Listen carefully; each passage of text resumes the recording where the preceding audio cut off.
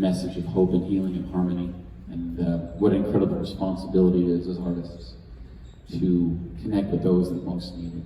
And especially this time of the year, we feel it's so important to reflect on and be grateful for what we have, but on for those that don't have a lot and are suffering. Because for Christmas, it could be a really difficult time of year. And so there's this song that's been with me for a little bit that I wrote just recently. And I want to tell a bit of backstory behind it. When I was growing up in a small little town in the north end of British Columbia called Port McNeill, I had a neighbor. Her name was Bernice Sims. And she was a wonderful woman. She had a husband and a daughter, and her daughter and my sister were best friends. My mom and her were best friends. And everything seemed to be totally fine and wonderful.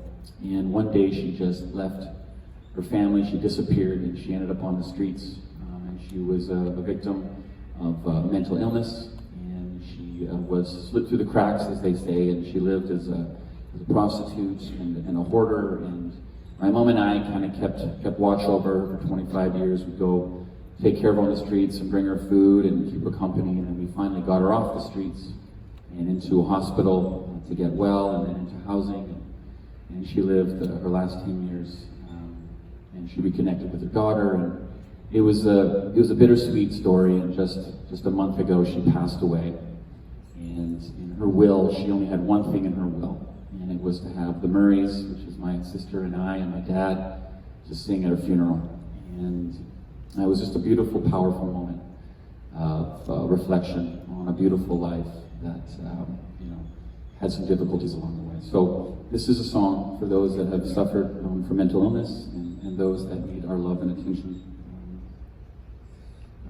For you tonight, it's the first time we worked it out in rehearsal today, so we'll see how it goes. Is this in the right? Is this in C sharp here? Find out.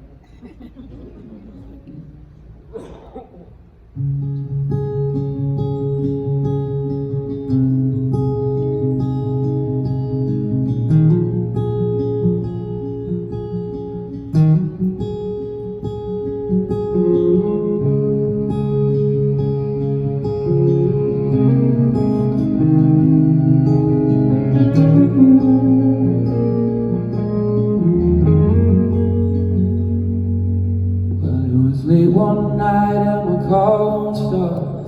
The poor young lady pushing her shopping cart. Head was down and her hood was low. Knew we'd met somewhere before. She didn't respond when I called her name. Was it too many pills or just too much pain? Lost too deep in a world of her own, with too many voices but none of them home. How does an angel lose her way? Did her wildfire eyes just need an escape? And is there anyone to blame? Or did she burn too bright, just trying to get through the night? Whatever happened to Jane?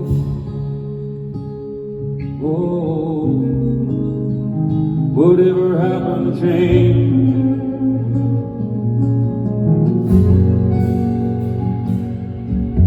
Well, I was 10 when we first met. She lived across the street in an old market.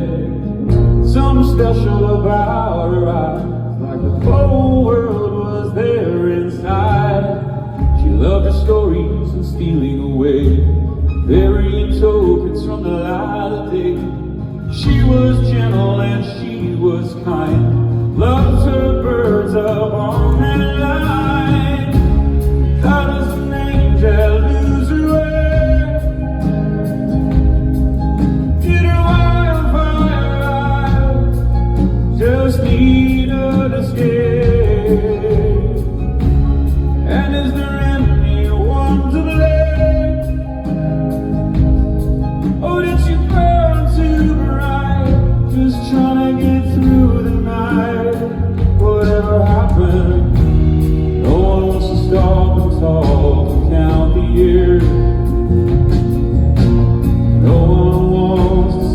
ourselves in someone else's tears. We're too busy chasing trails and building tracks. We could be that next poor soul who slipped through these same cracks. Like what happened to Jane. Whoa, look what happened to Jane. Whoa,